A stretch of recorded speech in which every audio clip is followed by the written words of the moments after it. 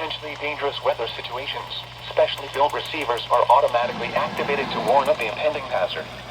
Tests of the signal are normally conducted by the National Weather Service in Mount Holly, New Jersey, every Wednesday between 11 a.m. and noon. If there is a threat of severe weather during the normal test time, the test will be postponed to the next good weather day. Reception of this broadcast and especially the warning alarm tone will vary at any location.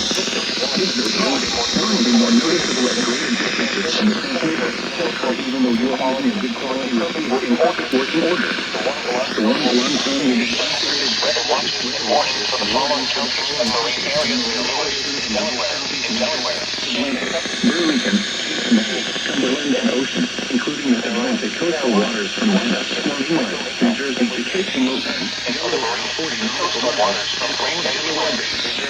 This concludes the weekly technical weather radio on hazard. KHB38 in Atlantic City, New Jersey. Thank you for listening to NOAA Weather Radio on Hazard.